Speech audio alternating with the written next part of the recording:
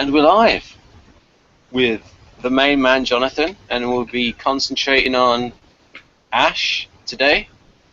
I won't say your surname, even though I saw it pop up at the beginning. I'm good like that. Thank you. We're doing Enneagram, Enneagram Type 5, as the title says. So over to Jonathan for a little bit of an intro while I find the great diagram. Aye. Well, what do you know about Enneagram 5? I'm terrible at intros. What do I know? Yes, what do you know? Oh. My knowledge is limited. I know the basics, so I don't... I mean, I know that it's the iconoclast. Mm-hmm. And, I mean, I feel silly. I don't know what else I can really say other than what's already on that website. So I'm more interested in the insights that you have to bring into it. What makes you think you're a Type 5? Is it, did you just do a test? Or? Yeah, well, test results were consistently 5, and I've had people fight over my type. You know, what else have they said? They pretty much determined that I was cerebral as well as artsy, and my life goals or my life missions kind of evolve around creating innovative pieces of work or innovative artwork in order to. That's sort of how I communicate, and I really relate with the. Feel free if you want to show any of that artwork. Feel free. Well, you can sort of see it on my wall. Yeah. Oh, that's good. I'll just click on your square so that the image stays on there on the recorder. There yeah. We go. Yep. Oh, that's very good. Mm. What? Yeah. I like surreal stuff. Yeah, it's just more of an emphasis on focusing on the future of art, trying to come up with innovative ways of making art, and not so much just not trying to learn techniques, but to kind of create new techniques. And do you like Salvador Dali? Yes, huge fan. I like the fact that you got. I want two things. I want imagination, but I also want technique. Because I want to see that someone puts an effort in. I can't hear you. You got it. Oh no! Has my sound gone all peculiar? Yes. You're back now. I'm back, okay. What's your Myers-Briggs type, Ashley? What was that? What's your Myers-Briggs type, your whatever? INFJ. Oh, hello. Are you too? Yes, sister! One of us. High five. Oh. Alright, I will say that INFJ is usually type is 5 a lot, but I don't think they're quite as common. I think when they take tests, they'll get 5 a lot because they're introverted and intuitive and all that. I'm not saying type 5 INFJs don't exist because I'm undecided in that, but usually I suspect they're another type, I will say. So, my personal opinion is that the test, not just my opinion, a lot of people's opinion is that the tests they're a good guideline, but it's better to read all the books and do the research. And I had something else I was going to say. And it's gone. Oh. Well, I've done plenty of research, so I mean, I've been trying to debunk my type for over a year now, and I haven't been able to. So, but every week I'm like, maybe I'm an ISFP though, and I go down that road, and I try to, and it just doesn't work. So. Well, no, I'm saying you can be an INFJ, but are you more confident you're an INFJ or more confident you're a 5? What's the thing you're most sure about? Oh, definitely the MBTI type. Like I said, Enneagram is something that a lot of people I talk to are very, very interested in the Enneagram, and so I've learned a lot just by talking with them. And I have done some research, but these people know a lot more about it than I do. There isn't really a lot out there to read about, except for just what people have come up with on their own. So.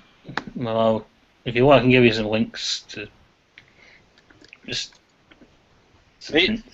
You're talking about Enneagram books? Yeah. Oh, there's a couple of good ones. There's Riso and Hudson. for the levels of development, which I love the levels of development. I mean, to me, that's like the unique selling point of Enneagram is the levels of development, and for socionics, it's the intertype relations. I do really like the levels of development. We're selling you books now. Yeah, and then also there's the one that Jonathan Bain, and in fact the Beatrice Chestnut book has been endorsed by Jonathan, Crystal, Lady Lullaby, Hannah. So that seems to be a very good book, and that I think it splits each type depending on the instinctual variant. Is that right, Jonathan? Sorry, you broke up there again. So is it each type split by the instinctual variant, so you get 27 types? And what book are we talking about? The Chestnuts book, 27 Yes. Pathways. Yeah, she goes into that a decent amount. I'm just posting books into the chat. Very good. So I will close the Facebook widget, and if anything does go wrong, blame Virgin Media, not my 2009 laptop, because it is being cooled down. And what I will do, though, because things are getting a bit hot, is I'll switch my webcam off for a little bit to see how. yeah, that's 4 books I've posted. Thank you. No, there's more as well on Amazon, but But yeah, whenever I read those any descriptions, 5 is the one I relate to the most, and 594, my tri-type, I relate to that a lot, and I don't feel like I relate to any of the others. Even Okay. 4, I'm not so sure if I can even relate to 4 that much, but all right. it always shows up, and people always assume I'm a 4 just by looking at me. So Yeah. I think 5 is good. All right. What about your instincts? What do you think your instincts are? SXSO. SXSO. All right. Ooh, same as me. Yeah. Mm. All right. What's yours? Well, mine, I am a 152. SOSP. Ah. Mm-hmm. Yeah, so yeah, this is the one that's just making me obsessed with being right here. That's I'm probably too crazy. Sorry. All right. Right, I've got the fancy diagram. Okay. Oh yes, you showed me that. Yep, and you liked it. Good. Yeah, it sounds right. All right. Well, where do you want to start then? We could start with the green in the top left. All right.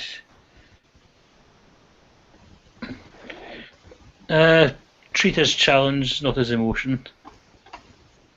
Okay, so This will be interesting, wasn't it? Because it's like you've got the contrast between non-attachment and like the colder bits, and then the fact that Ash is an NF. So interesting. I always love interesting combinations.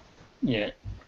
I mean, regardless of what I say, the descriptions are definitely biased towards NTs. Like even if other types can be. Oh yeah, especially INT. You mean Enneagram 5 is usually associated with NT types? Yes, it's almost all. Most My type sister- 5s are INTJs and INTPs. Yeah. Yeah, my sister's INTJ, and she's probably a 5. I assume 5 and 6.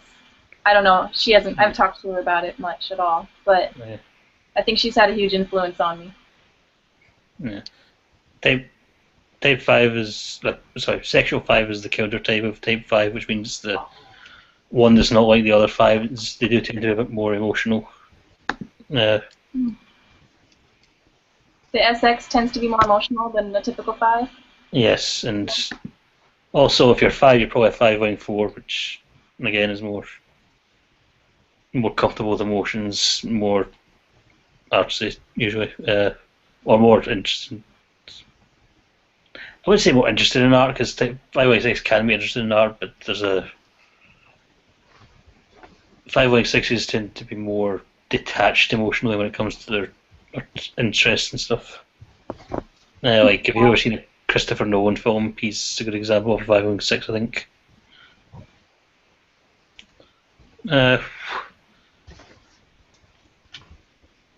Yeah, so treat as challenge as I'm not sure. How would I say that? Yeah. Again, that's just more of the NT thing, where it's like they're trying not to let their emotions influence their thinking, trying to they can feel overwhelmed by emotions, and they'll try to look at things analytically as possible. I'll just say that Model G explains how INFJ and IFX can be an Enneagram Type 5. There's a beneficiary shift, and because INTP is the beneficiary, TINX is the beneficiary of NiFx, and in Victor's system, it's like the tertiary function TI is the launcher.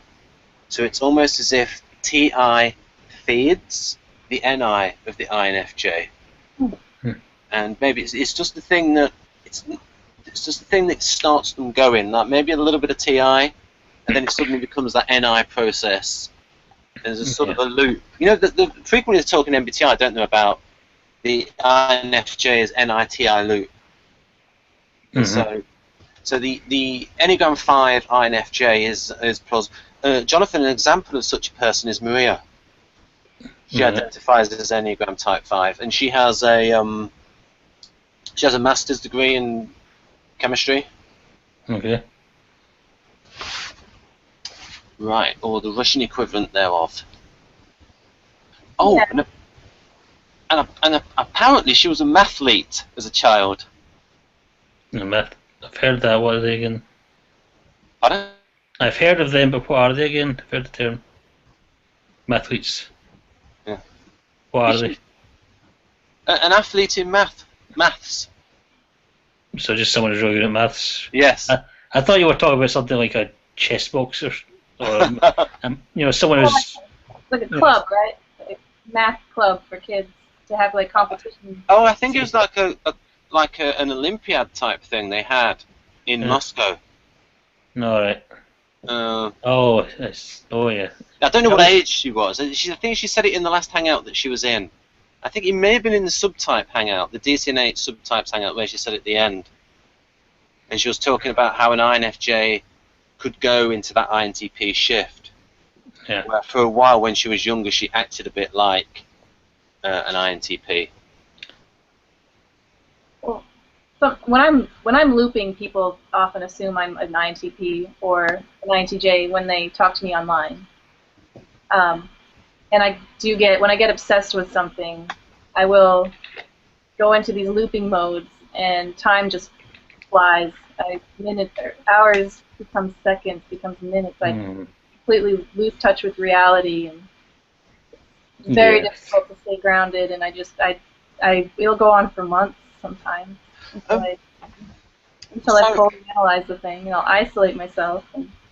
So, bottom line, we can see like the Enneagram Type 5 as they want knowledge. So, which types of knowledge are you interested in gaining? Which types of knowledge? Yeah. Is it around the humanities, so that it would be consistent with the NF temperament? Yeah. Or go outside of that? It's usually art or psychology related. Art, if it's art related, I'm interested in, I guess, relating to people emotionally with that. So, yeah, it always has something to do with people, and some psychological element, typically.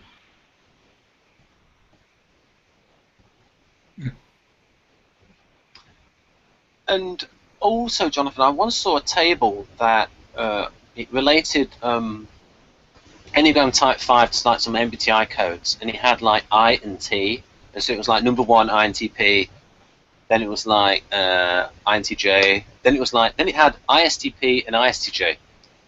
Mm-hmm. But of course, I would think it would be interesting to have a hangout with those four to like see. Obviously, they're going to be interested in different things, and it's going to be more concrete for ISTP and ISTJ, and still practical with INTJ because it would be like mastery and. Whereas INTP will probably be something like David Kersey Jr., where he wrote a paper about modeling everything. Well, like my sister, for example, she is more interested in subjects that have more of I guess there's somewhat of a psychological element, but it's more about figuring out how people think and not so much about how people feel, and trying to determine what people are going to do, what actions they're going to take. And she's really into data, collecting numbers and data. I'm not so much into that. I'm more about symbols and metaphors and things like that.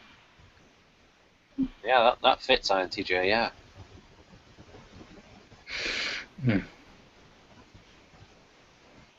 So she's interested in the practical use of it. Oh, yeah. So we both are interested in,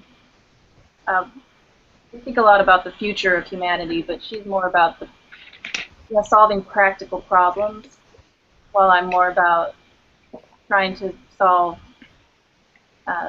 relational problems or things like that. Ah, yes, the counselor. Kersey's counselor profile. Or just the state of the world and how people communicate with each other, how people think, how people relate in general. But yeah. I'm going to take care of this light. Hold on. So, based on what do you think that you've learned, the most important lesson you've learned from your self-study in the area of psychology and the things that you're interested in? When it just comes to myself? Yeah, just like any because I think the INFJ is. I think there's also the Sage. I just wondered what your the thing that the sort of like revelations you've come to, the most important lessons you've been able to take from your studies. Well, if we're talking about just MBTI. Well, just like I said, you said that your main interest is psychology, and what do you think are the things that you've learned from that are most important, the most important lessons from that? Well, for me, it's how to communicate with people and to understand when people are criticizing me or I have to learn I guess I don't really have such an easy time with communicating with people. And so I had to learn.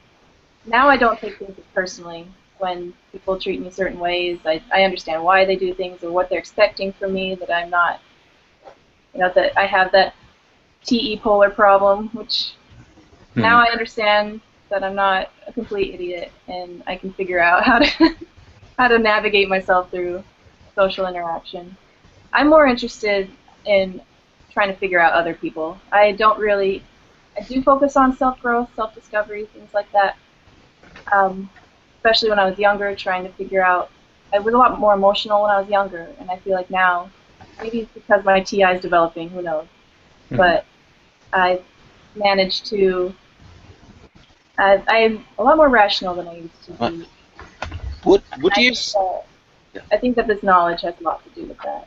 What do you see as your relationship or interplay between your TE polar and your Enneagram 5 and TI? Is there a sort of compensation going on? Oh, yeah. I think that a lot of people say that I have more TE than I'm letting on, or I shouldn't underestimate it. So I do think of things objectively, I think, but I am more open-minded to entertaining bizarre theories that I think a lot of people maybe wouldn't be, or like an INTJ probably wouldn't be. And even if I think it might be an unlikely theory, I'll still try to entertain it and do the whole what if kind of thing. I don't like to completely dismiss things.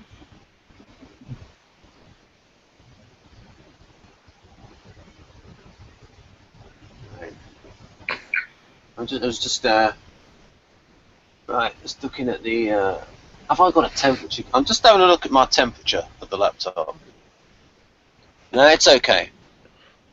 Right. I've also opened the window and put the fan on. Right. It should be okay.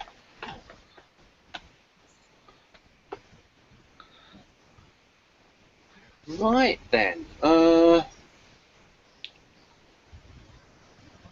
So how do you think your T break, the T vulnerable, the T polar comes through? How do I notice it, you mean? Like? Yeah. And what do you think, or what's the evidence for that in yourself? And then we can compare that with Enneagram Type 5. Oh, just like when I'm getting into debates and they want sources and they want data and they want proof, and I'm just like, this is all coming from my own internal framework that I've worked really hard to come up with on my own, and you know, I don't know how to prove this to you. There's really no proof. It's just an idea. You're either open to it or you're not. So that's basically the problem I run into all the time. I got the impression Jonathan relates. Yeah. I've learned through experience I need to back up my things with data and information stuff, but it's really hard. It's just, like, and the other problem is I get the impression that even if I do that, they'll still argue with me further, and that they'll doubt it and question it, which I think is why Aristotle did say that the common example is is persuasive to the common man. The universal is persuasive to the sophisticated man. Maybe a little bit of bias there in favour of the TI for Aristotle. I've heard Aristotle's a TE type. I don't know. Well, what kind of slave is that? Because I think it's because his focus is empiricism. So. Well, he wasn't that empirical. Not enough, not from my point of view. I mean, that to me, that was the Greeks failing, is not being enough with the scientific method. It was too much TI. Right. That's a digression. You're breaking up again. Did you? Oh yes, you mentioned sources. Yes. Am I breaking up? Darn it. Oh, you're okay. You're okay now. Interesting. I'm right. I'm okay now. I'm gonna. Okay. I can do an experiment. Let's see what happens now. I deselect the box, and when it goes onto your cameras when you talk, let's see what happens. Well, you could talk. Right. So does it deteriorate now? It's fine. Right. Okay. Right. So that's interesting. So you're saying that you don't like the research in the data aspect. It's not that I don't research. It's just that during a debate, I can't exactly reference what I've read before, and a lot of the points that I'm making are just my own insights, and so you can't really reference those. And people won't listen to you unless you can back it up with something that somebody else has written. Which I find, what's the point in that? I don't know. What kind of debates do you get into? What are usually the topics? There's a wide variety. I'm trying to think. I guess lately it's been a lot of MBTI debates, but social justice stuff, political stuff, some philosophical stuff. There's a wide variety of topics. I I think I know a little bit about a lot of things. I don't know. Right. You sound like my twin. You could be me. If I was slimmer and more beautiful. Yeah. I enjoyed debating about films as well.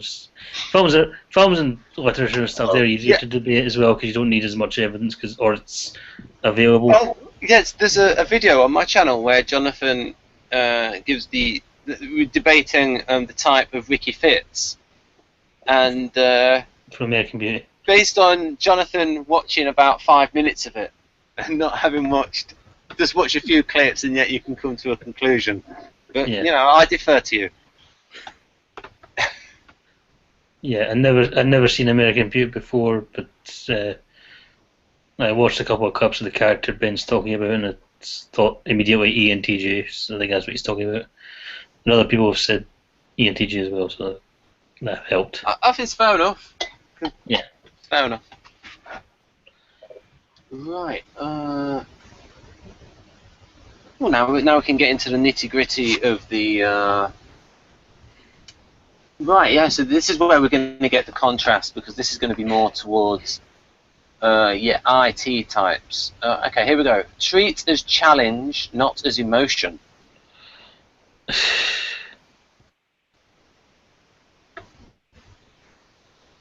right. What's that? I think that's, again, just more ENT stuff. That's like they're detached to their emotions.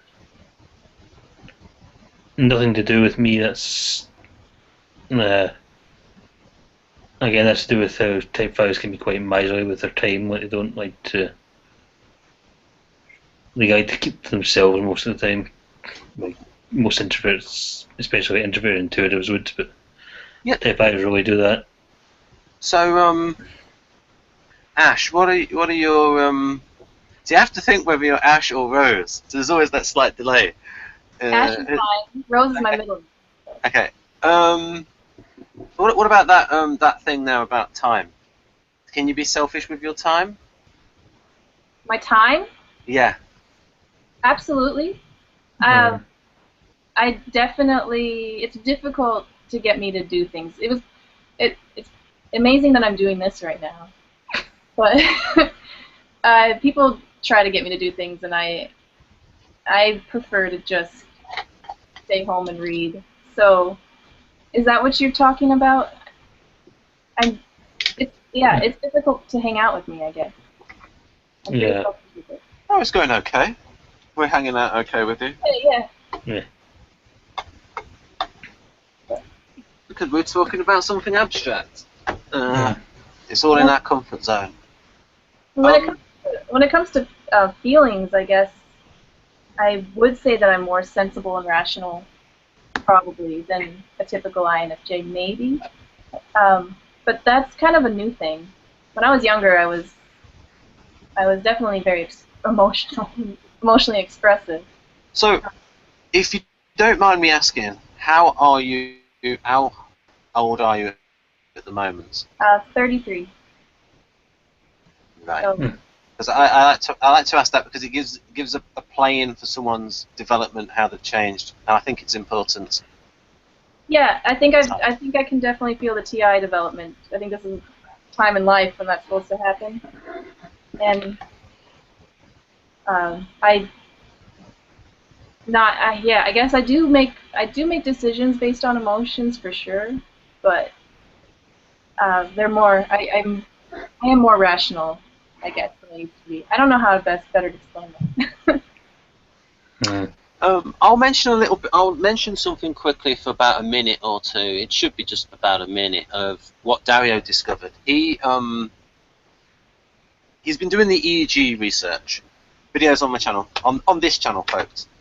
And he noticed, and he looked at middle-aged INFJs, and he looked at their EEG activity, and he thought, oh no, they look like ESTPers. Have I mistyped them?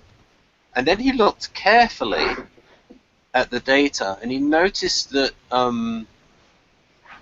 the regions and whole brain states associated with NI and FE had become so efficient in their neural wiring that there wasn't a lot of mental effort being registered in the EEG activity. But there was a lot of effort with the SE and the TI. So at first glance, it would look like all. So it's just like the top two functions. You become good at that, and it frees up mental energy to work on the lower functions. And we can say that the correlate of that is the EEG activity for mental energy. And so there is EEG evidence of people getting better at their lower functions. In people that mature in terms of rounding out and becoming more like their dual type. So an INFJ that maybe become more assertive in later life. That's for sure. I can relate with that. Right.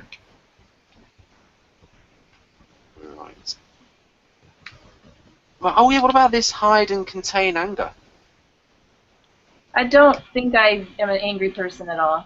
I can contain that pretty well. I tend to rationalize away anger pretty fast. Ooh, contain it. So does that mean that you have it? You have the anger? I'm sure I do, but compared to most people I know, I mean, I'm irritable. I can be irritated with things, especially like when appliances aren't working, things like that. But I don't get angry at people, typically. Jonathan, is there any particular traits, any trends with INFJs and anger in terms of like how much they show it, how much they contain it? Any thoughts on that? Well, I can't think of many INFJs that come out in hangouts or watching videos that seem very angry. But imagine that's kind of like FE and NI trumping things, because you kind of see that's not going to be very effective. You kind of see the impact of what your anger will have, and it won't really have a good outcome. So you try and ignore it or change it. I'm a type 1, so this is something I do a lot. Like if I feel angry, I'll repress it and turn it away. So it's at the same time, there probably are INFJs who are more open with their anger. I'm not going to make I'm cautious about making a general statement with that, but I think in general FE would probably be the explanation there. Yeah. When I was younger, I definitely had I threw a lot of temper tantrums. But I definitely would get very angry if I was feeling misunderstood, or I would have rages. But I don't think that's happened much since maybe high school. Maturity kind of took care of all that. Jonathan, there's something I don't quite understand. They call it like the INFJ door slam. Yeah. Thing. That's okay. A door slam is when, for any type, for any person, a door slam is when you are sick and tired of someone and you cut them out of their life because they're bad or they're annoying or you've had enough of them. INFJs are the last people to door slam though, because they're always willing to give people another second chance. So that's why it's called the INFJ door slam. That's what makes it special, because we do door slam like everyone else eventually, but the threshold is further away, it's higher. That's the idea of the INFJ door slam. So there is an INTP door slam, there is an ENFP door slam and all that, but the INFJ door slam is like the apex. The way I understand it, and the way from my experience, is I would get into these relationships that weren't very healthy, but I would stick with them for way too long, years, and just be suffering until eventually, finally, after they've done so much that nobody else would have been able to handle, I finally just decide that's enough. But it's not just it's usually involves a lot of anger and screaming and yelling, and yeah, and then I completely cut them out, and I won't even. There will be no communication after that. Nothing. No matter how much we try. And I've only done that twice. Yeah, it's a consequence of being able to see someone else's point of view very easily, and you can always see how if they're just having a bad day, or maybe they can change, or and all that stuff. Yeah, and I'm not no angel either, so. Yeah, as well. So it's. Yeah, and I think even. I don't think I've ever door slammed anyone, but I think even after door slam happens, it's not so much. It's not always necessarily they hold a grudge, just like they can't deal with it anymore and they don't want to put it off. It's not. They might even still hope that this person can change and wish them well, but it's like can't deal with it no more. End of. Ash, how do you get on with INTPs? I get along with them extremely well, I would say. Some of my best friends growing up were INTP. And online, I get along with them really well, too. So, yep. I don't see them. I don't find them very often in real life these days. I think that. See, it's a beneficiary relationship in that I think that if an INFJ is like an Enneagram Type 5 and they haven't got a super duper need for SE, they can get on okay with INTPs. I'm just thinking that INFJ that's an Enneagram Type 5, though that subtype of INFJ will get on particularly well with INTP on a just from an information point of view. So what do you think the INT provides you? And like maybe concrete examples of what you get out of an INTP. Well, the communication is typically pretty effortless, and they're not super sensitive. I tend to be, I guess, if somebody is a emotional person or very reactive, it kind of tends to cause me to act up and get more emotional in turn. So when I'm with an NT type, I feel like same level, and that's good for me. So they might. Sometimes they have a little bit of trouble when my SE does come out sometimes if I get a little aggressive, and that can be a turn off for them, I think. Oh, what makes you aggressive? Just if I'm, like I said, if I get irritable about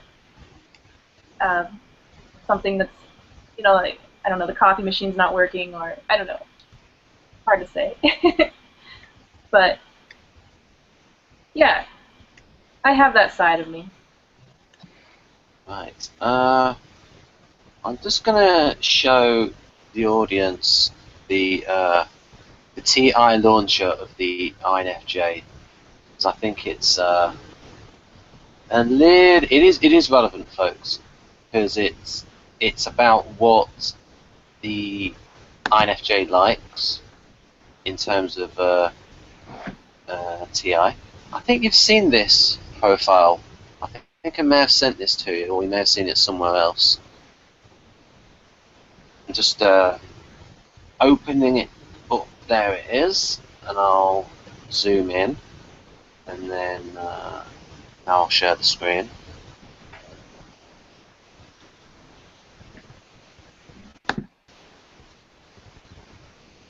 There we go. Now, can you see that? Yeah. Mm-hmm. That's from my the NIF Plus profile, right? Yeah. This is the INFJ, or I tend to call it NiFx because it's ambiguous about what exactly the second function is, and it depends on the mode. So, I mean, I suppose when the INFJ is on their own, then it is like NIFI, introverted intuition, thinking about their own feelings, that sort of thing. But then as soon as it's somebody else there, it can be like FE mode, So I suppose it can be that dichotomy in terms of like two different modes. That sounds pretty much spot on, yeah. Oh yeah, I mean, there's a video with Crystal about the INFJ on the Creative FI. I think it's a good video. Crystal was asking me some tough questions, and, getting some new stuff out of me, and I was sort of like coming up with stuff on the spot. And we were comparing how INFJ and INFP might vary in the role of counsellor, and the sort of like the various strengths and weaknesses in that role. And because Crystal's an Enneagram Type 2, so like how it can change with her, like depending on the mode that she's in. So what about this? I was just like, do you think that INTP will provide you with some clear rules, or a sort of a clarity that helps? I'm sorry, what was the question? Are you looking for a clarity? When you say, what sort of thinking does the INTP provide you with, and does it fit this? Oh, okay.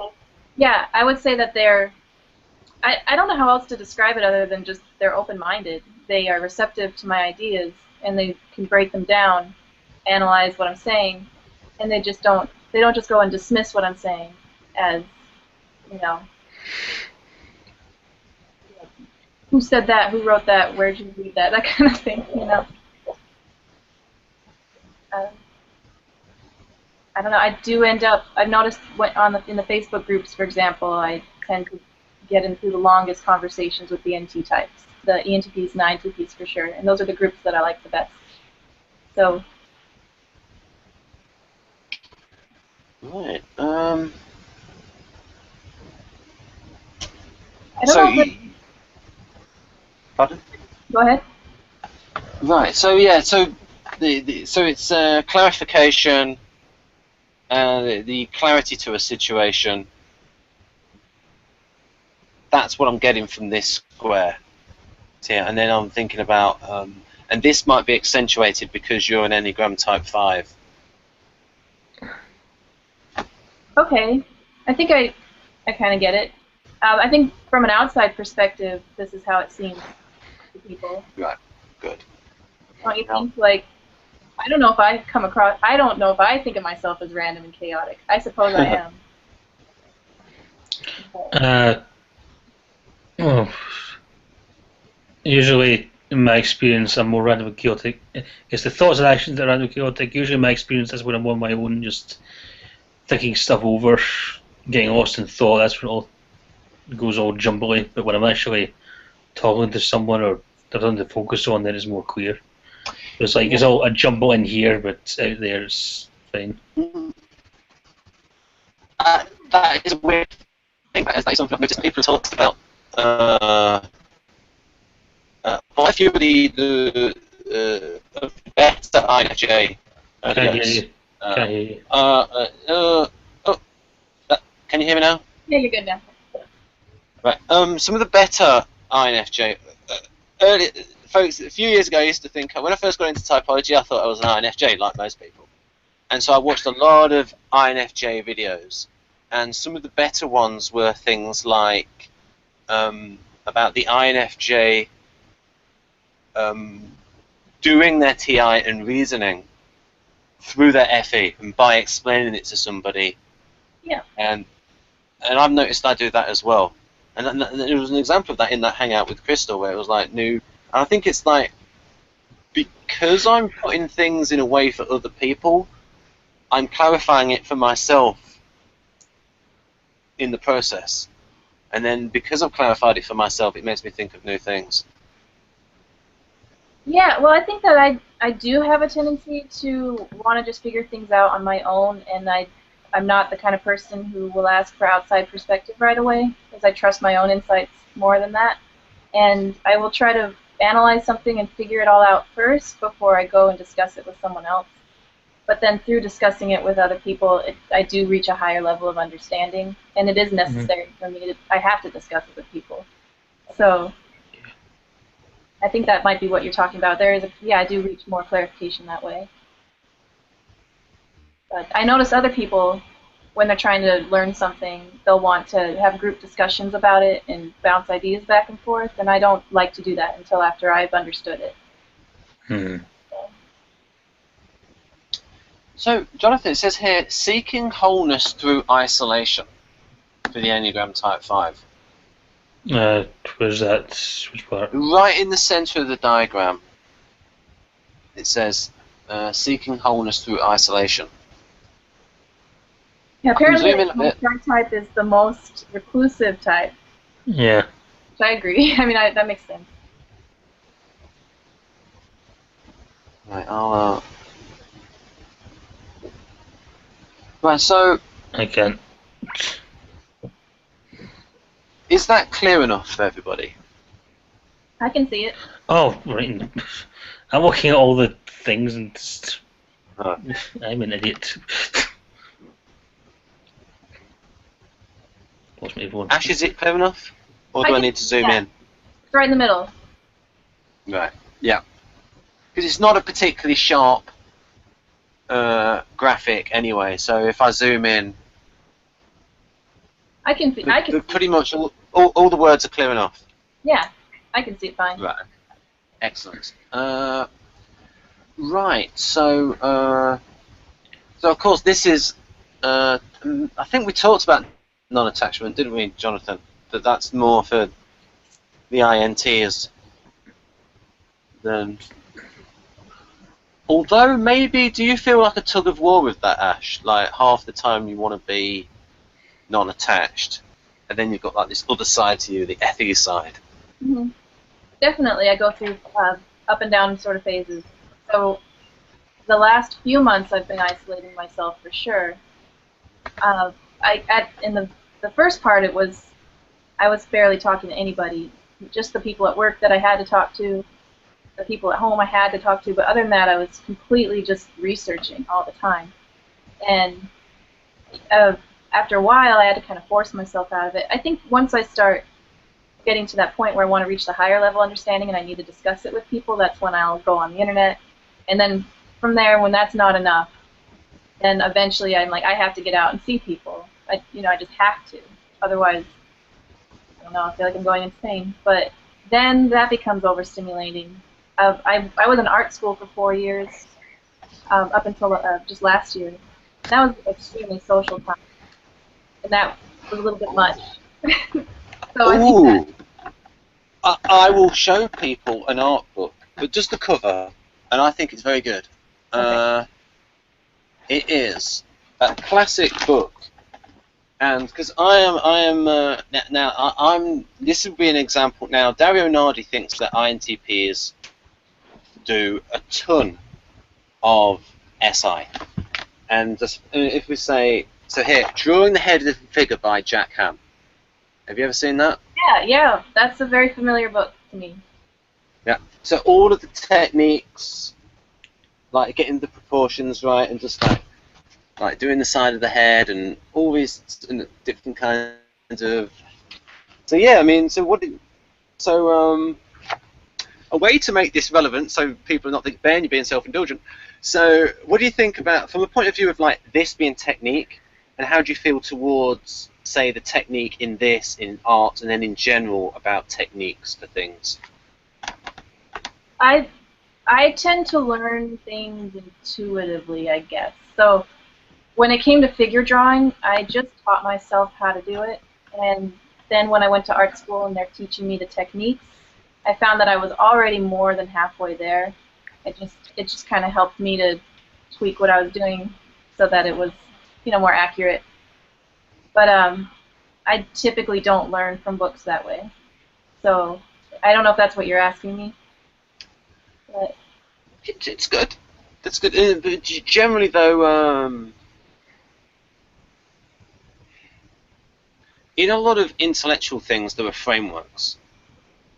And it could be argued that a framework is similar to a technique, in that using something as a guide to thinking about something. So how much do you think you use frameworks? I guess, I mean, I would say probably Well, I build the framework. I sometimes can build the framework before I even start doing it, I suppose. So, and I do have my own methods, my own ways of doing things, so that when somebody tries to teach me a technique, and if it's going against what I already am doing, I can get frustrated, and that can cause arguments. But yeah, I guess I am referencing an internal framework. I don't know, maybe all the time. It's hard to say. But Right. usually, So in Model G, it's got like SI plus launcher for me. Is Ben's got to eat when he's got to eat. So I'm going to go and get myself a little cake. If you two talk amongst yourselves about this kind of, because I can see you both connecting, and I'll put the diagram back on, and I'll be back in a few minutes. okay. SI launcher for Ben. You've got to eat. It will not be long. Right. Well, what I've always heard that INFJs who are Enneagram 5 they'll be 5-wing 4 usually, and then the INTJs tend to be 5-wing 6. Is that something? No. There's 5-wing 4 INTJs and Only like most commonly, I guess. yeah, I think there's plenty to that. I've heard that too, but I don't think it's true at all. Okay, is that from experience or just you don't? Experience, Okay. experience and research and all that, and also that's usually when you're trying to correlate the MBTI types to the Enneagram types too much. Where it's almost like you try to say like INFJs can only be 5-wing 4, Right. which is not true. Do you believe that there are certain MBTI types that just they can't be certain Enneagram types? It just doesn't make sense. Like, like an INFJ being an 8 or. I go back and forth on that. I'm leaning towards yes, but there's still a lot of flexibility. I mean, I think the ones I'm Yes, the it's ones I'm impossible, or yes, it's not impossible. the ones I'm the ones I'm sure of would be INFJ to or Type 1, probably Type 2, Type 4, Type 6, and Type 9. I would say those ones are.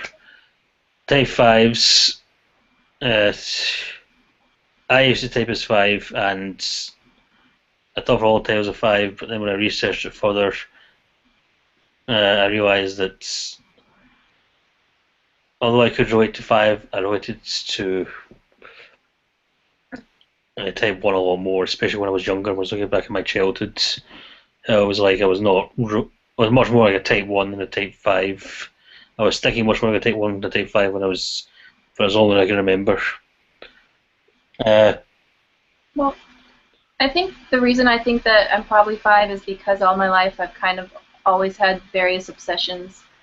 I almost thought I was autistic actually because of this, but I just would get obsessed with a topic or some subject or some person, some celebrity, who knows. And just, that would be my whole life. That's all I would think about until I understood everything about the thing. And then I can relate to that a lot.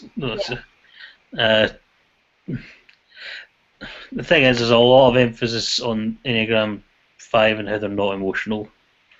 And even, I think I said 5-wing-4 is more emotional than 5-wing-6, but I was opening up some tabs there and they're saying that that's not necessarily true, it's just more like interest.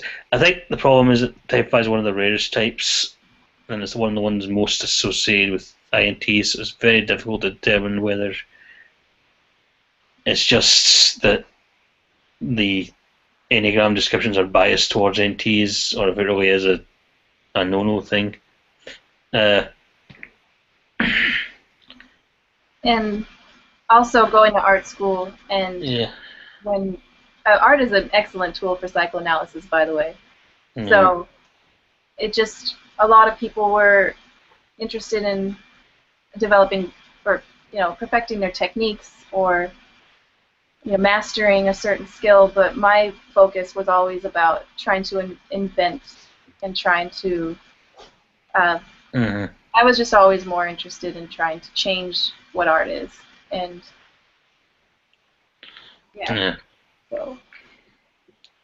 It's a tricky thing. I'll admit that 5's not one of the ones I'm most caught up on. I need to be more caught up in Type 4 and Type 5. I would say that something like Type 7 would be the least likely for an INFJ. I actually feel that is the case. Is that the one? Yeah, okay, I know 7. I was looking at Enneagram Type 4 today, and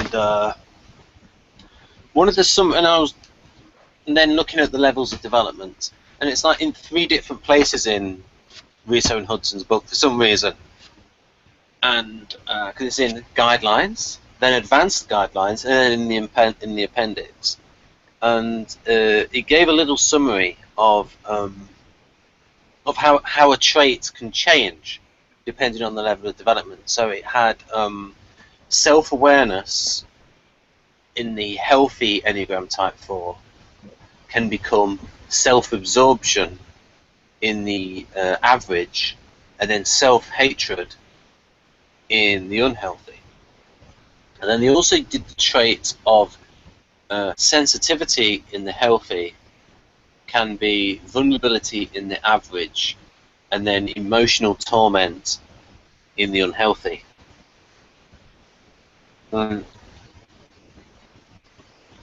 So levels of development could play into things as well. I think it also mentioned that it said at the time, it said in the book that they didn't really want to cover it, but there could also be like levels of development for the wing as well.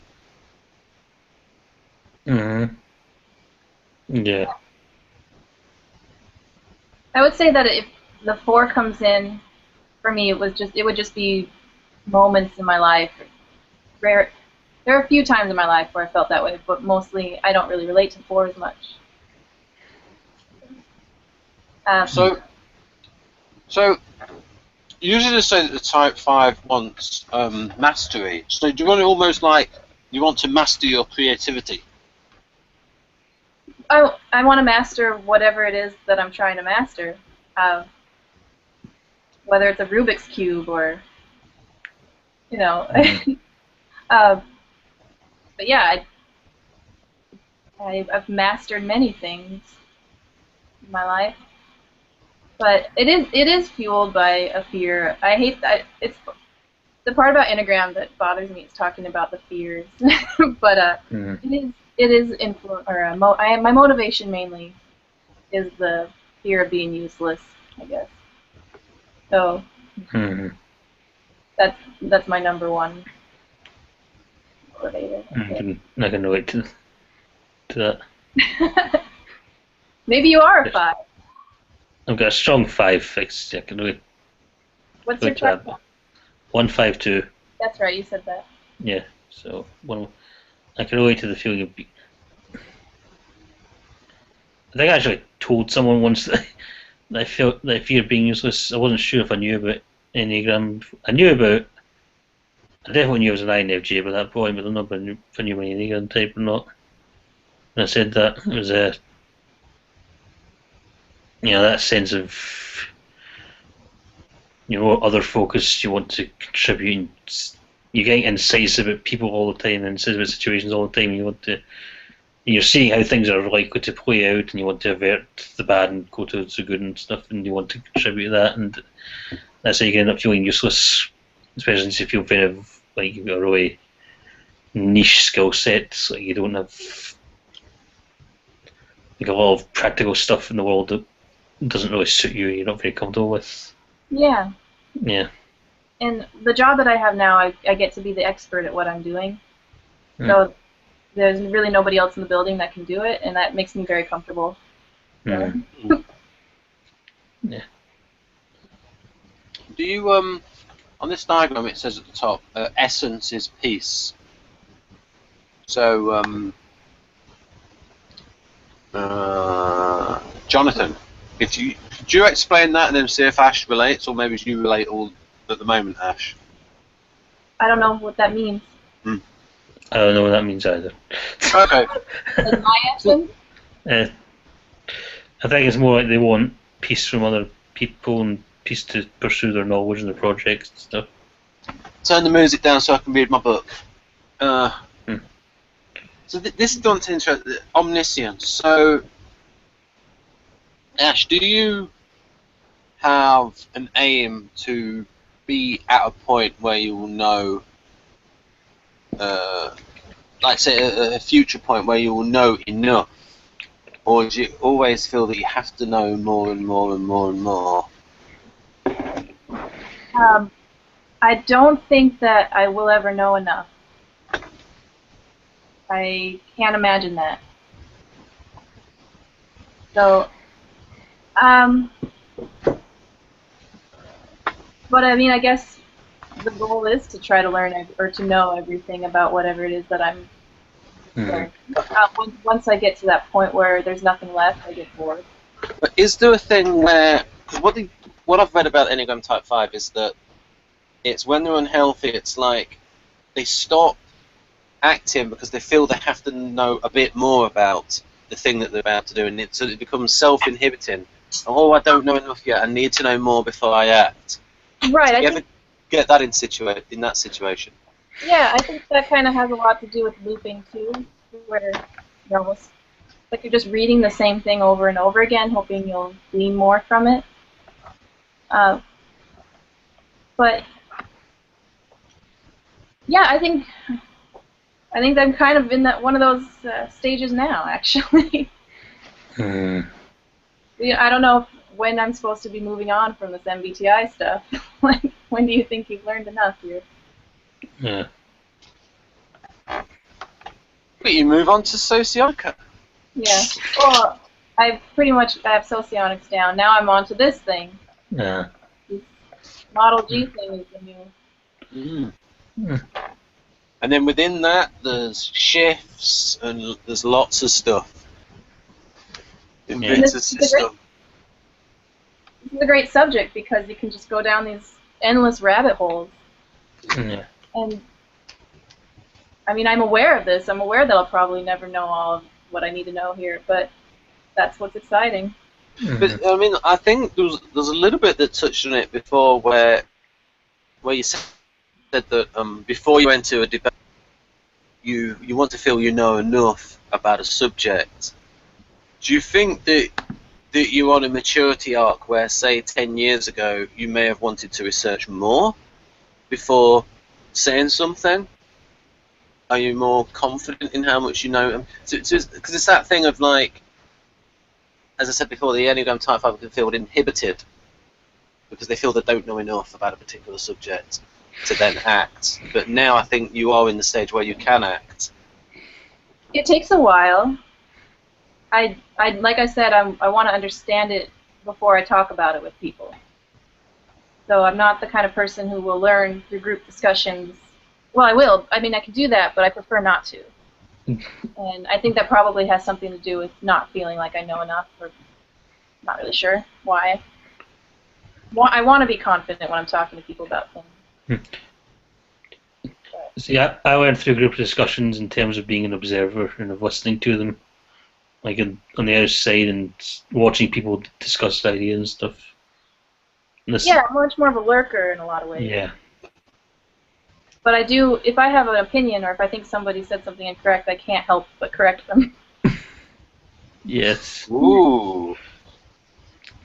A little E5 versus FE battle. Do you feel guilty afterwards? No. I mean, sometimes people tell me, they'll tell me later, like, you never back down from these arguments. Why not? Like, what do you mean? And then I realize I might have hurt their ego, and then I feel bad. Or you might think, oh, they're any NTP, they don't have feelings. They've been trolling it. I'm surprised. Mm-hmm. Especially when they lose to a girl. They're like, Did you see your tri-type was 459, you thought? 594. 59, okay. I know someone in the groups who's got that tri-type, and they're an INFJ as well, so. Oh, 594? Well, they're 459. Oh. INFJ 459 SOSX. I know someone who's likely an INTJ who's 594. It's hard to say though. Right. So Jonathan, now we're on this sort of like the top red corner. So, you, what is it? Is it the what is it? The avarice for the Enneagram Type 5? Yeah, that's the advice. That's greedy for knowledge and greedy with their time and greedy with their space and not wanting to share the things, like wanting to be the owner of knowledge, that sort of thing, and wanting to be left to their own devices whenever possible. Sort of like, I think I said something like she's got a job that no one else can do in the building. And how would you feel if someone else came along and they could do your job? Oh, it bothers me for sure. Like my territory, because I get my own little room, and when I come in and I see that maybe for whatever reason they had to hurry or they had to rush a job and I wasn't there, so somebody had to do it, and I'm just like, oh, they probably didn't do it right. Oh, they left a mess. Yeah. But yeah, it bothers me a little bit. Mm-hmm. Jonathan, give me an example of where it says there, fearful grasper.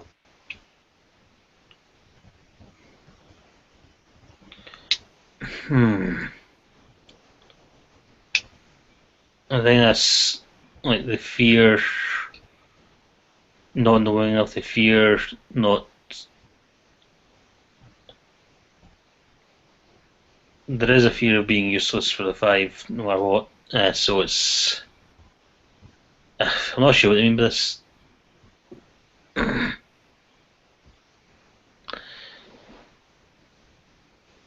think it means like they want to grasp knowledge out of fear and grasp things out of fear rather than for his own sake. It's like they're afraid they don't know enough, so they go on and research or something. I'm just speculating. So. Right. I'm doing the INTP thing of like bringing things together. You mentioned something actually about not wanting to back down, and then you've got their fear of losing. So maybe if when you're in one of these debates, if you ever feel that you've lost the debate, then it's like, oh, I don't know enough about this subject, and that would be a bad thing. So you don't want to lose the debate. I don't have a fear of losing the debate. I'm fine with being wrong. I actually kind of want a point to be brought up that I haven't thought of, so that in the future I can use that. Right. But I don't think I don't get butthurt now. No. So to me that sounds like a healthiness. Do you think that sounds like E5 healthiness, Jonathan? Yeah, healthy way type road. When I was younger, it was a problem sometimes. I would be told that I'm extremely stubborn, strong, can't be wrong, but I'm not so much like that anymore. Because you can imagine like an INTJ 5 in that experience, like the typical immature type INTJ, where they don't want to be proven wrong, and they can have like a hissy fit. And those are the kind of people I typically don't. I just don't debate with them. Yeah. Just won't bother because you know they're not going to listen anyway. I remember. Do you remember? You ever seen the NF Geeks videos? Yeah. So I've watched them and was in the group for a little bit before it became inactive, and someone brought up. I think one of the INTJs in the videos. It was mentioned that he said that they will accept your point of view if you say something interesting, that they will accept it. But in the groups, he did mention that they will accept it after. They'll accept it, but then they'll keep arguing with you anyway. Yep. Like it's only after the fact that they'll concede the point is because they're enjoying the debate too much, enjoying the Yeah. argument, which is like you want to strangle them right there. I've probably done that before. Yeah, Now, for the most part, it's supposed to be for learning, so Mhm. not really a competition. Yeah. There's one there. Avoids giving in to a commitment. Yeah, it's like they don't like to make commitments because again they value their privacy and they value their own time. And again, also they're usually INTs, so stingy INTs don't like they're being imposed upon.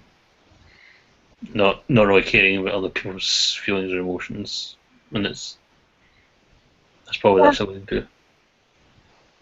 I'm not Sorry? exactly sure. I'm not sure how I am with commitment. It depends. I think I do fight it a little bit, but I'm fairly loyal at the same time. So Yeah, I'm not really sure how I feel about commitment. I think you mentioned stuff in the background. What about this thing? I think you've got there hoarding and collects and holds onto things and retentiveness. Yeah. As you can see by the room, no, I do. I don't know. I'm a hoarder. Okay. Yeah. Do you have a full hard drive? Yes. Okay. Yeah. My computers are all full. I don't like deleting files at all.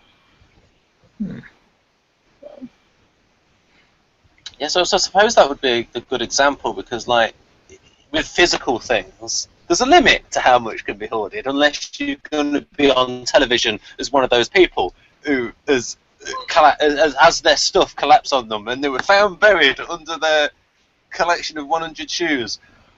And I'm not one of those people, but I'm also not one of those people that can't handle clutter and they throw everything away. No, I think I'm moderate in that area. but that's why I brought up the example of like the hard drive because like there's pretty much not that much of a limit where people can just have like so much stuff and files that go back years and years. I don't know if you do that. I do. I actually just the other day deleted thousands of photos of just random things that I thought were neat when I was in high school. Just, aesthetically pleasing pictures that don't mean anything to me now. I finally deleted them all. That was like 15 years that I've had those. So I had to in order to free up some space. But Ooh, again, another example of mental health, I suppose. I am more healthy now than ever, for sure. Jonathan, what's this bit here where it says the trap is observer? And basically, they become observers rather than contributors. They don't join in. They're too introverted. They're too asocial. That's what it means. That's their trap because they, like I said, they isolate themselves to learn knowledge to eventually contribute later on. And the trap is that they never ever contribute. They never ever rejoin society and the human race. They just become hermits. That's sad. It's sad because like I said, I just got out of art school, and the whole point of going to art school is to try to build that community. To get into the, you have to get into the art world, and it's all about the people you know.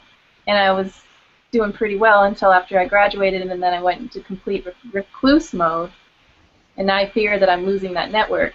And So you didn't go to art school for the technique, or you went in for the networking? Yep. Yeah, I mean, mostly because, you can learn technique from YouTube, but now I'm very concerned that I'm losing all these opportunities because I'm letting that community go by continuing to isolate myself this way. Mm-hmm. Right. Jonathan, it says here avoidance, emptiness. What does that mean?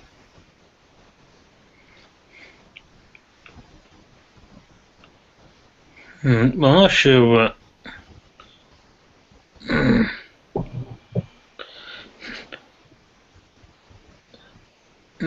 not sure if they mean do they try and avoid emptiness, or do they mean that. Also, they say they're trying to avoid emptiness, which I guess would mean that they're trying to fill the void with knowledge and with reading and research. But I've always been pretty avoidant, so. yeah, I've been pretty avoidant too. We did a video on that, on attachment styles and avoidance. Yeah. And I think it's a pretty good video. And I'll put it at the yeah, because of you, yes. In fact, I've done a playlist called Suggested Viewing, and the top 2 videos star Jonathan. And it's got like the Enneagram Type 4 and borderline personality disorder. And in about the last half an hour to an hour, I am put through the BPD test. They're not put through any tests. I can tell you that. I just read off the symptoms and say, "Do you have this, Ben?" Yeah, but I mean, you know, I'm trying to big up the video. I used to think I had it, but I don't. Yeah. Well, you can listen to the test and find out. Not the test, but according to the experts, I do not. Yeah, you probably do. So, Ash, when you see that, like it says there, avoidance, emptiness, does that speak to you? Or when I see the avoidance, what was that? Does it speak to you? Does it like stimulate anything within you? I'm sorry. Where is it? The avoids. It's in blue, dark blue. Middle to the right. Yeah. Avoids correctness. It's. Okay, look at the box. Can you see my follow cursor? the right-hand corner? Emptiness. Yeah, wait, you've got the spider, like you've got trap, and then avoidance. Tolkien style. Avoidance, emptiness. Okay. Alright, so. Yeah, I mean, I guess that does. I mean, emptiness. Is that why you brought up BPD? No. Oh, okay. That was a totally irrelevant topic. Yeah. That was random. Yeah, well, it's just me. It's supposed to be one of the symptoms, is a chronic feeling of emptiness, which is something that I do have, most of the time. Empty in what way?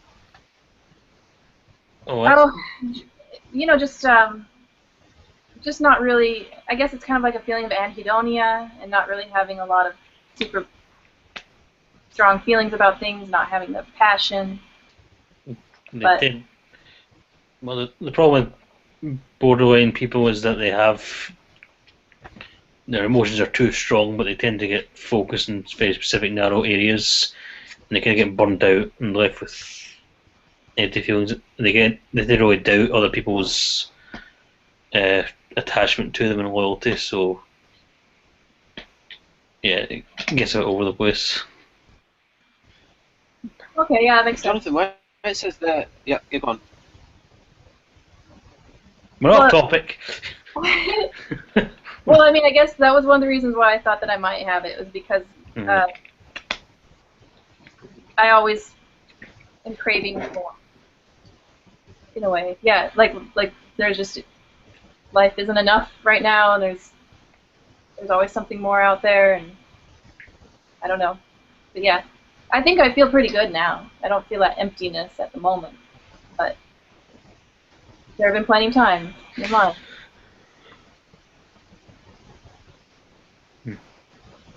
Jonathan, where it says there in navy blue, I think it's navy blue, a sense of not having enough.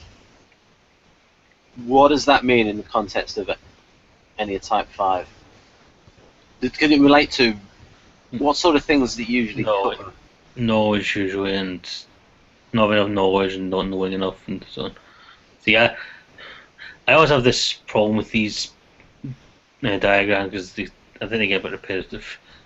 I keep saying that, but it's again, it's just like they want to know more. Usually, that's what it usually means. Never knowing enough. And then we've got arid stroke stale. Sterile. Oh, so sterile, yes. Right.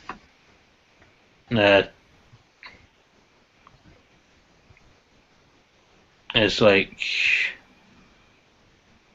I think it's similar to emptiness and reserve, where it's just a sense of that they'll end up becoming too focused on themselves and their isolation, their research, whatever, and they end up not doing much with it. Now we've got something original. Talking style treatise.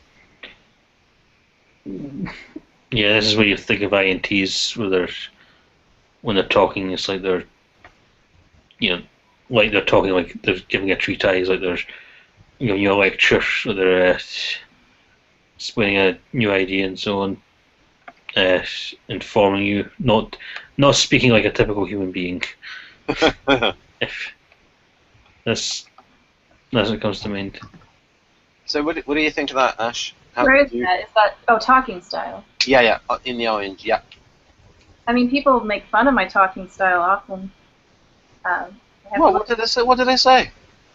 That I come across as too formal. I'm not doing it now because I'm a little nervous, but when you get me going, people say that I sound a little bit like a Disney princess who's like a nerdy Disney princess who's done a lot of drugs. I'm not sure. Is this like face-to-face interaction, or is this like text-based? Yeah, text-wise, in writing I'm completely different. So, I guess people do think I come across as an NT when I'm writing. So writing's always come extremely naturally. But yeah, speaking I come across as, I guess, overly formal sometimes. Not so much now.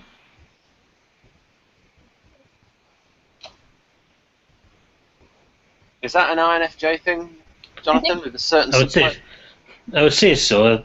Like, I was talking with an INFJ in another hangout once, and we mentioned that he was asking me if I ever use what's slang, if I've used slang terms and all that, and I was in no, and he said no, he doesn't either. And it's like, we speak quite properly. It's also kind of to do with how I was raised. Like, my mother insisted on me and my brother.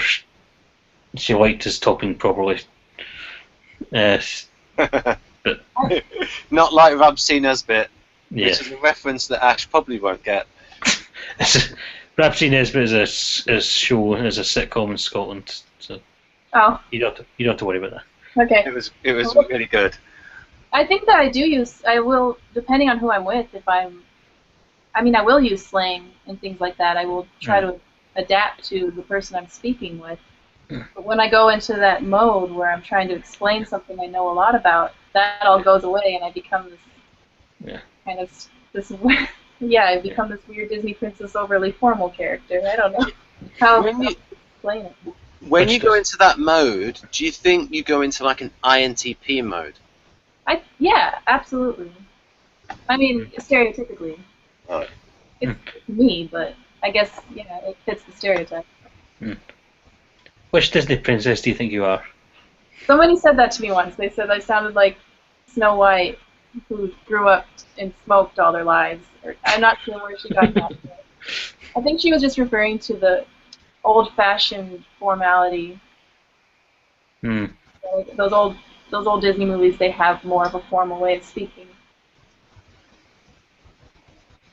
Oh yeah, American theatre standard as well with the accent. Here's interesting. Jonathan, where it says they're organised facts, do you think that fits more the INTJ E5? Yeah, 90s and 90s. I think it's pretty self-explanatory. And they just want to know their stuff. Right, and then we've got one of them words that we know roughly what dissembling means, but it's worth going to the dictionary. got for the defense mechanism. Oh, this is with Jonathan's speciality because he's read Beatrice Chestnut's book about the. So, what are the defense mechanisms of the Enneagram Type 5, Jonathan? I will get it up actually because I've got the Kindle here open. Excellent. So I'll stop this. I'll stop sharing for the moment. So look at me. Yes, the Beatrice Chestnut stuff. Apparently she's a proper psychologist. Well, I think she does business psychology and so on. She's got a degree in clinical psychology and so other stuff. Just give me a second.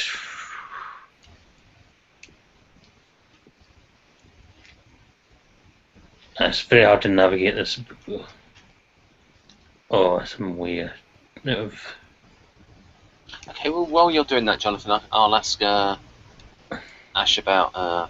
It says one of the defense mechanisms here is isolation. And pretty much got isolation, withdrawal, fear of integration, fear of being swallowed up, craving privacy, that sort of thing. Have you ever been in that sort of mode? Yeah, I think I'm in that mode now. We're not that bad. No. I mean, like, in my life, because I do need a lot of alone time. And when I was in school, I was able to get plenty of alone time. Just being in my studio by myself or going to the library, I could always find some way to be alone. But after that, because of my life now, because of the schedule that I have, and because of my boyfriend's schedule, I don't have any alone time ever. Like, almost never, except for like a little bit when I'm at work, but that doesn't really count because I'm working. So what's happening is I'm withdrawing more and more and more and shutting those people out more and more, those few people that I interact with, and just, going into my computer, it's getting worse and worse, and I think it's because I haven't been able to recharge. And so I am starting to kind of I've been having to be more vocal with people about it. Just let them know, hey, can you just leave me alone? I'm putting it nicely, but I need some alone time. It's kind of a big deal in my life right now. So do you think you have a fear of being swallowed up? Yeah, for sure. I don't know how. I mean, that's a good way to describe how it feels, I'd say. And it says there, fear of integration. It's almost like, hey, this is not integration. This is assimilation. I don't want to join the Borg. Yeah. I don't exactly know what that means. Oh damn! You don't know Star Trek. That's awful. Oh no, sorry. Star Trek reference. Shame on you. I'm the worst. See, that's how you know I'm not an NT right there. Excuse me, I know Star Trek. I know Star Trek quite well. Yep. Do not use that excuse. Okay. Right. Okay. So, okay, I'll just mention dissembling. Then Jonathan can go on to the Beatrice Chestnut stuff. I can't find anything in dissembling. I'll just put on the diagram. It says dissembling. So, and I'll just tell the audience that dissemble means conceal or disguise, be hypocritical. Yeah. Usually dissemble is a little bit being prevaricating. So unlike Donald Trump, who will tell a bold-faced lie, and people will. That's what ESTP is. SPs in general, as the ESFP and ESTP, is they have the confidence to tell a direct lie, and a lot of people can misinterpret directness with honesty, because they see a lot of other types when they lie, they dissemble and they prevaricate because they haven't got the nerve to just say a bold-faced lie. That makes sense. Well, would you say it's all SPs or mostly ESPs? I would say. I mean. I would say ESTP is the most likely to. I see those books falling. Yes. ESTP. It's a ghost. Yeah. ESTP is the most like. In fact, Jeff has talked about this with He might have said it live. It talks about when Morgan, his son, ESTP, is with his older brother, who is INTP, sorry. And he would say that his brother was like dismayed by the fact that Morgan would just like happily lie and make stuff up. But that is what ESTPs do, and that's why they're called the promoter. Is they're very happy with, and also I think they like the challenge of keeping up a lie, keeping on their toes, that sort of thing. And of course, the ENTPs, they would just like, and I once had someone in the Hangouts. He appeared in, I think there's like, I did an associative socionics hangout, and this guy turns up, and we type him live, and with ENTP, and that's where he fits. And it's like, and we asked him about, oh, do you pretend to have a position and argue from it that you don't in fact hold, but you pretend to have it, just to, and he says, oh yes. I think that's absolutely terrible. You're just basically pretending to have a position in order to rile someone up, and it's like, oh, I just do it to improve my debating. I think that's terrible.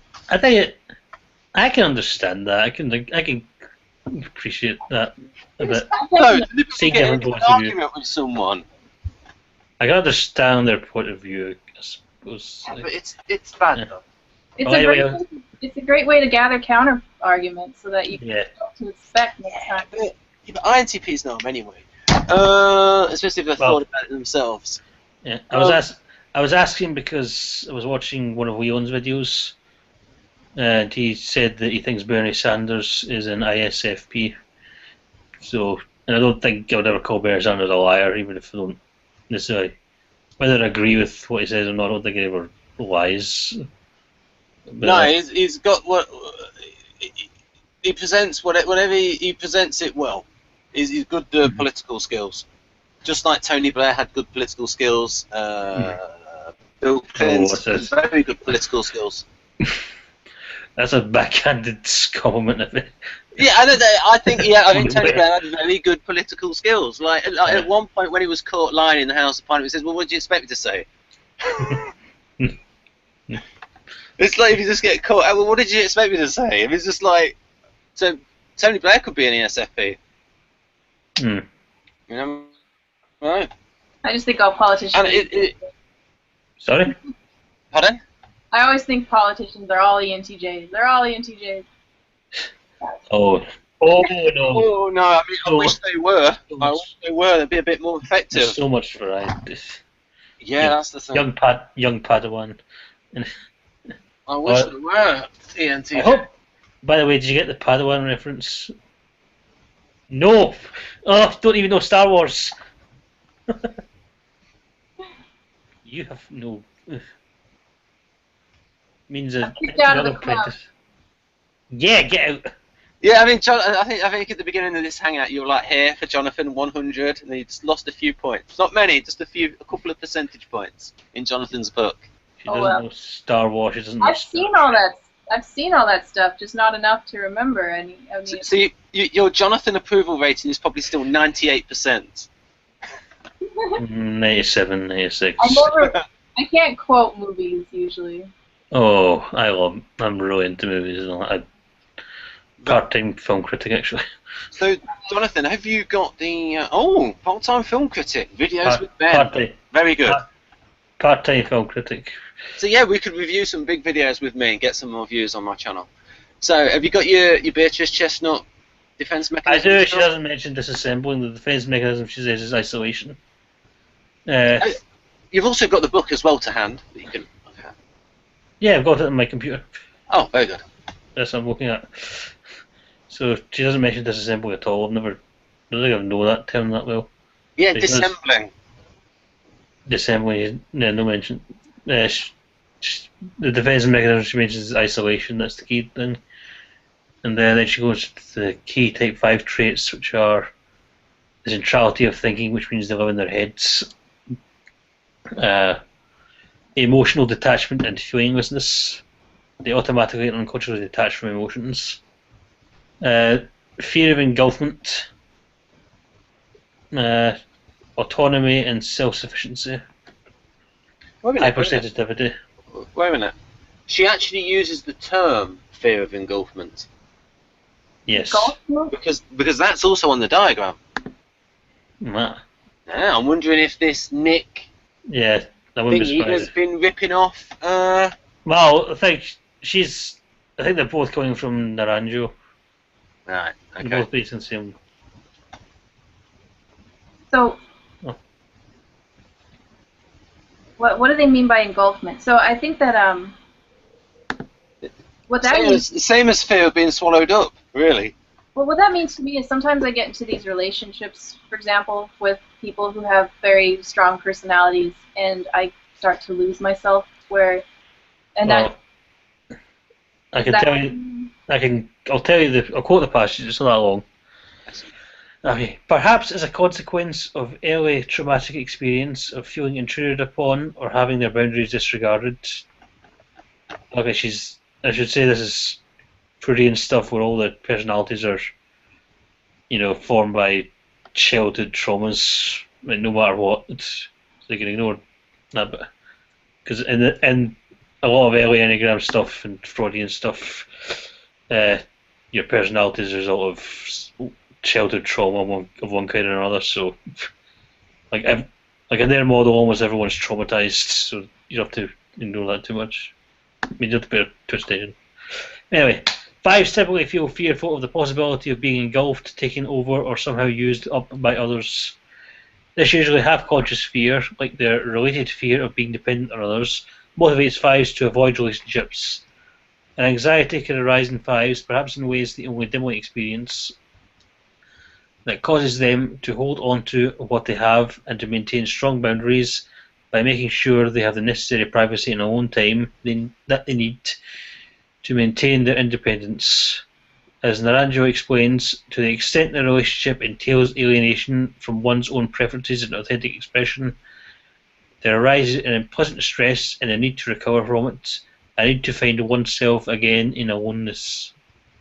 Yeah, that explains a lot because there have been a couple relationships where they were good relationships, but I had to end them because I felt like I was too dependent, and I felt like they were taking over my life. Basically, like I wasn't able to make my own decisions about things, and they were just helping me. They were just helping me out with life, but I needed to be independent. I didn't like who I was becoming. It was ridiculous. They thought I was crazy, but yeah, I had to end those. And I think when you're talking about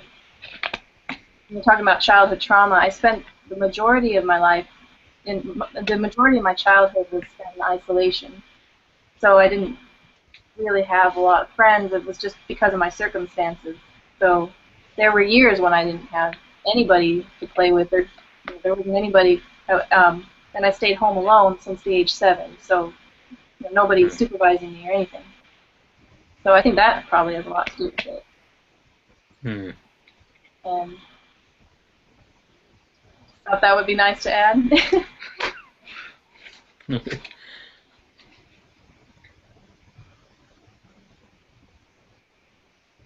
Any more? Did you ask me? Was I asked a question? I can't remember. No. No. Okay. Awkward pause. Right. So have you gone through all the defense mechanisms? I think so. Right then. So, in a sense of scarcity, we've sort of done that. Fear of engulfment. Okay, here's one. We've got feels drained by other people's expectations and emotions. Can you get up on the screen? Yep. Feels drained? Yep. Yeah, I think that kind of goes along with my whole fear of letting people down. That's one of my biggest... Yeah, I tend to take on a little bit too much because I really don't want to... Well, I'm trying to find it now. The bottom half of the screen, the purple.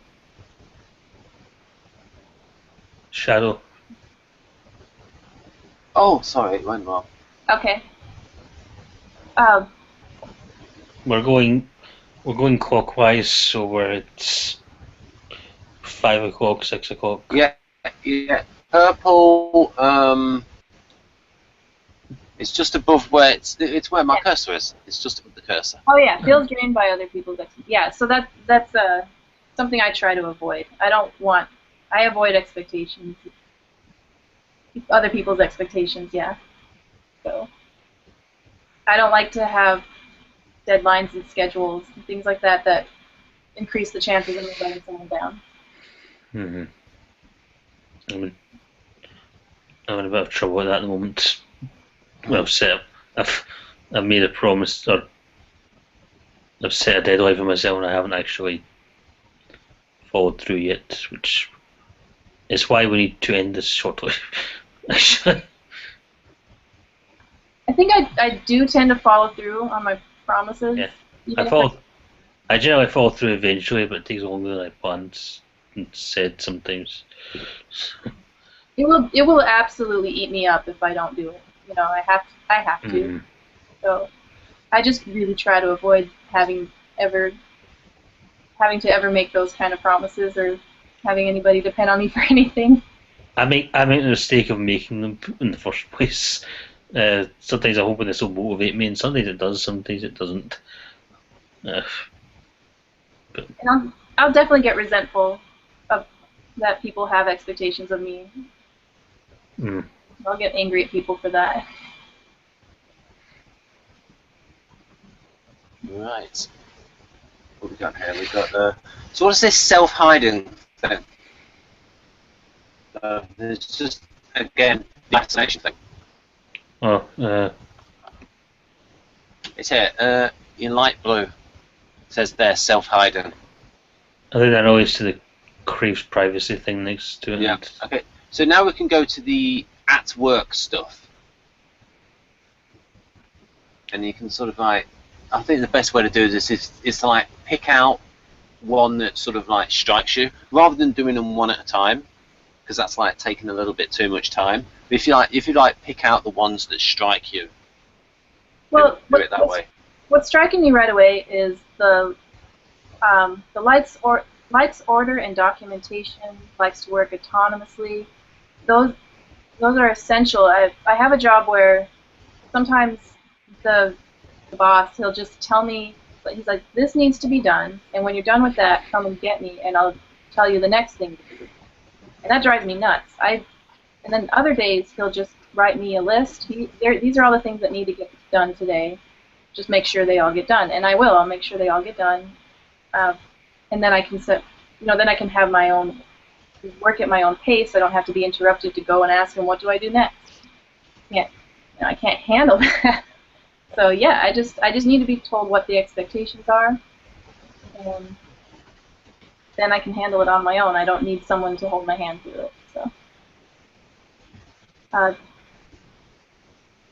but yeah, needs to withdraw to think. I have a hard time working with other people. I work at a sculpture studio, so sometimes I have to work with other people, and they like to chit chat through the whole time while we're working, and that bothers me. I'd rather just work alone on my own project.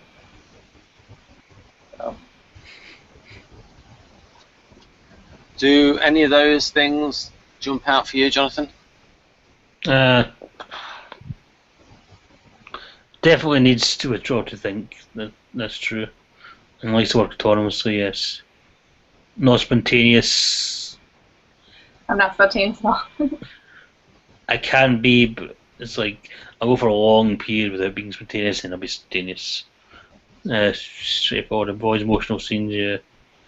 Kill viral thinking. I wouldn't say I need predictability. I suppose I kind of do, but it's not. I fear getting stuck in a rut at times. Information gatherers, researchers, yes. Likes order and documentation. I get a certain amount of order. Not really a documentation fan personally, but I relate to a lot of them. I will say.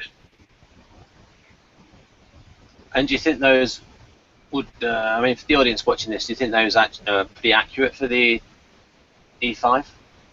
Yes, still quite accurate for E5. And probably for introverts in general. Or many types of introvert. So we've got here, it's sort of like hypersensitivity, fear of pain, of rejection. Have you ever had that, Ash? Yeah, absolutely. I mean, I feel like now that I'm, I suppose, middle-aged, not so much. But when my whole life, I definitely would have been considered a hypersensitive person. And fear of rejection, that's what kind of made me think I might be BPD. But I feel like I'm a lot more independent now than I used to be. That I can handle life on my own. But this is a new triumph for me. I guess, I'm definitely healthier now than I've ever been.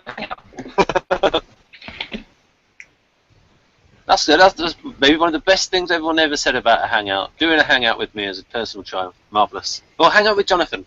he's the centre drawer for this. Okay. I would say that Ash is the centre draw, actually.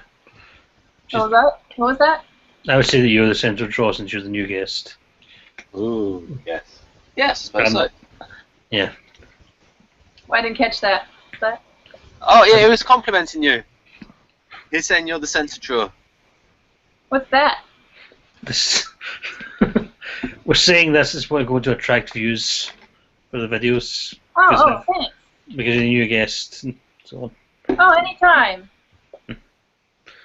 Yeah, and we could do the INFJ videos too when we go through the. And would you be happy to sit in that one as well, Jonathan? Yes, sure. Excellent.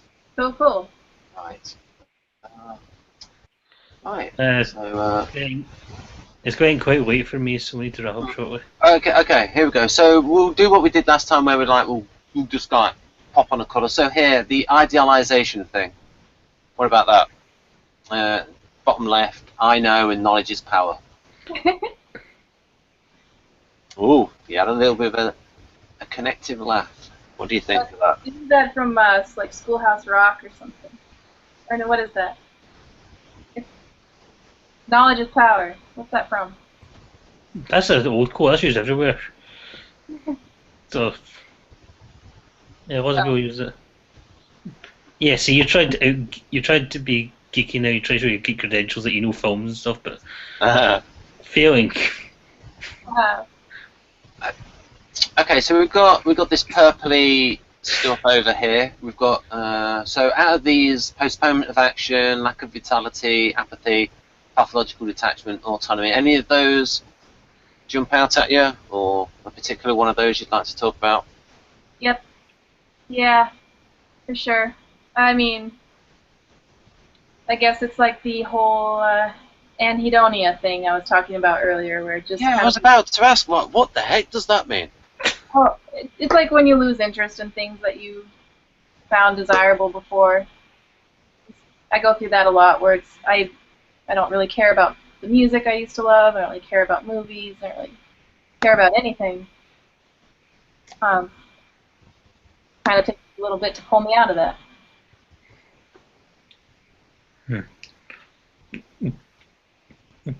Isn't that like a Greek term meaning the opposite of hedonism? Yeah. Yeah. So hedonia is hedonism, and anhedonia is like no hedonism, no pleasure. Yeah, like the opposite of hedonism. Does that relate to integration, disintegration? Probably. Possibly. For this particular type? I don't know. Because 5 disintegrates to 7, I think. No, and yes, it does. 5 disintegrates 7. Oh, I'll give the audience a little mnemonic for remembering the direction of disintegration. That's actually in the Rita and Hudson book. Is you can say it roughly doubles. So you can say 1, 4, 2, 8. So 14 and 28 double in, and then the next one is just a little bit off. So it's 1, 4, 2, 8, 5, 7. That's how you can remember the direction of disintegration, and then you just reverse right to left for integration. So the 3 pairs roughly double. Well, the second pair doubles from the first, but the third one's, 1 off. What we got here? Autonomy we sort of mentioned. Oh, are you apathetic about anything, Ash? Yeah, I have a hard time formulating certain opinions on, like, I don't know, political topics, for example. I have a hard time. Yeah, I have a hard time, with those sometimes. And I've noticed that in the Kersey profile for the INFJ, is the INFJ, Kersey sees the INFP as like a type that's like a bit more black and white ethically, and he sees the INFJ as a type that sees more of the moral complexities because they're complex themselves. And so he definitely gives the INFJ more intellectual credit than the INFP. Yeah, I mean, I envy the INFPs though, with their how they get so passionate about their causes. But I can usually argue both sides with a lot of things.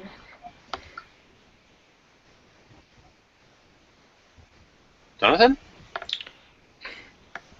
I tend to find I find it quite easy to have strong opinions, ethical opinions, and political Oh, you're stuff. an E1. You're an E1. Yes. With me, it's more.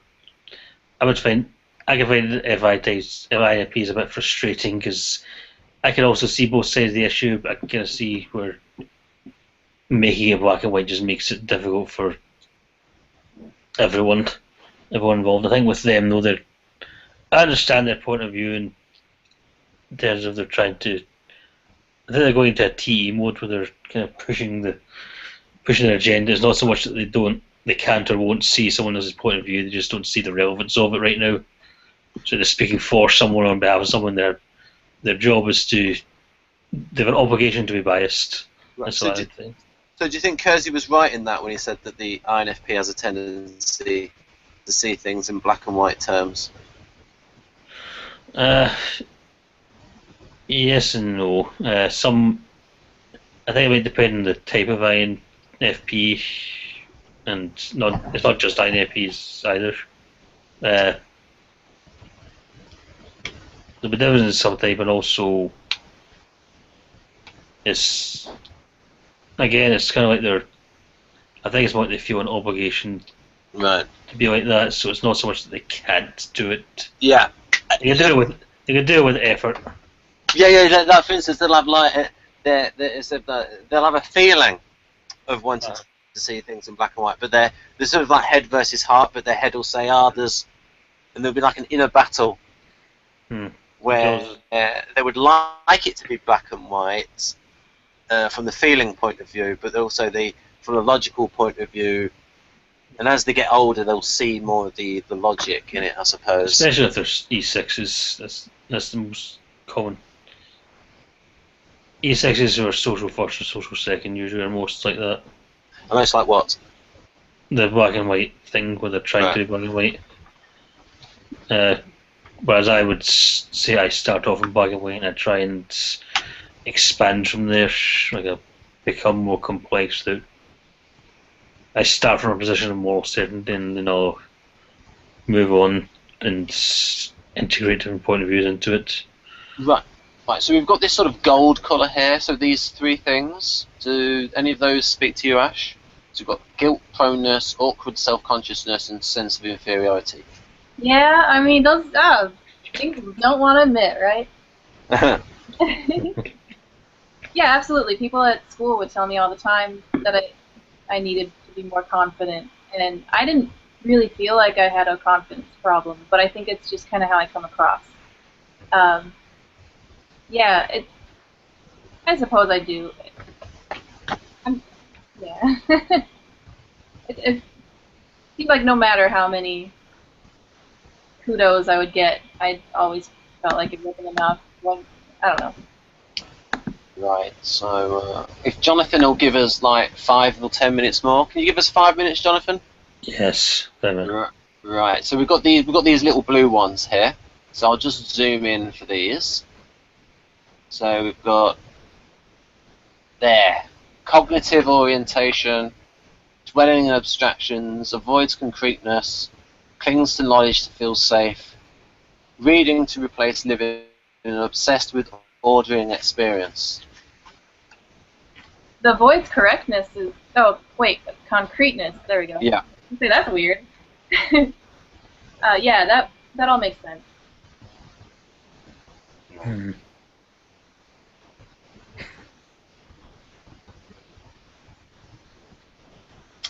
So, Jonathan, you're an Enneagram Type 1. Do you do that sort of stuff as well? Or is it a Yes. different kind of way? I do most of it. Remember though, I'm a 5 so it's can relate to all of this stuff, and also a lot of it is for introverts in general. So it's, Yeah, and if someone's like an abstract type. yeah, if they're an intuitive, especially if they're introvert and intuitive, even if they're not a 5, they'll relate to at least some of this, I think. Yeah, that's right. Yeah, if they're an IN. Yeah, if they're INT, they relate to at least. I find it very hard to believe that an INT won't relate to at least some of this stuff. And for the 2 viewers we have at the moment, there's a video on the channel called INXX Attachment Styles. Or it might be Attachment Styles INXX. So we sort of covered all of the IN, INTP, INTJ, INFJ, INFP type. We covered all those types and related them to... It was a very good video. Thank you, Jonathan. That was good.